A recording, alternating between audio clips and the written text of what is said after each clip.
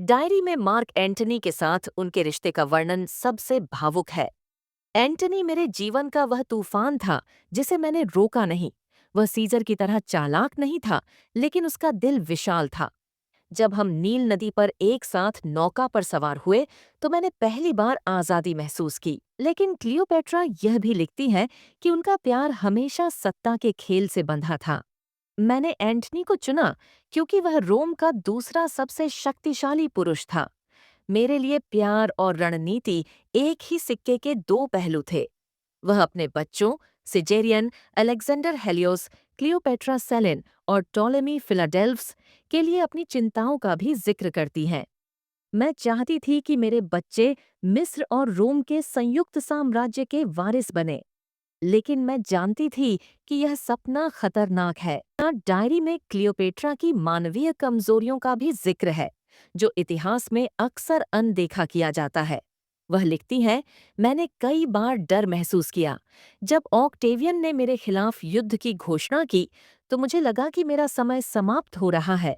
मैं एक रानी थी, लेकिन मैं भी एक माँ थी, जो अपने बच्चों के भविष्य के लिए चिंतित थी। वह अपनी गलतियों को भी स्वीकार करती है।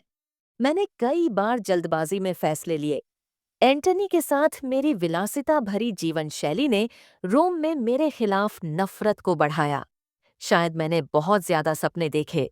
अंतिम दिन डायरी के आखिरी पन्नों में क्लियोपेट्रा अपने अंतिम दिनों का जिक्र करती हैं। वह लिखती हैं, जब एक्टियम की लड़ाई हार गई तो मैंने समझ लिया कि मेरा समय खत्म हो चुका है। मैं ऑक्टेवियन के सामने गुलाम बनकर नहीं जीना चाहती थी। मैंने अपने बच्चों को बचाने की कोशिश की, लेकिन मुझे नहीं पता कि मैं सफल हुई या नहीं।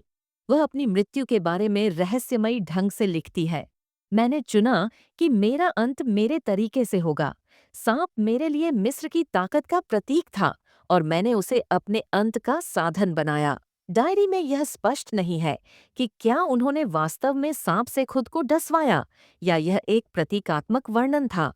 डायरी का प्रभाव जब डॉ अमीरा और उनकी टीम ने डायरी का अनुवाद पूरा किया तो यह दुनिया भर में सुर्खियों में छा गई। इतिहासकारों ने इसे इतिहास की सबसे बड़ी खोज करार दिया। डायरी ने क्लियोपेट्रा को केवल एक प्रलोभिका या रणनीतिकार के रूप में नहीं, बल्कि एक ऐसी महिला के रूप में प्रस्तुत किया जो अपने समय से बहुत आगे थी। डायरी ने यह भी साबित किया कि क्लियोपेट्रा केवल रोम के पुरुषों पर निर्भर नहीं थी। उसने मिस्र की अर्थव्यवस्था को मजबूत किया, अपने लोगों के लिए मंदिर बनवाए और विदेशी संबंधों को संभाला। वह एक ऐसी रानी थी जिसने अपने देश को एकजुट रखने के लिए हर संभव प्रयास किया।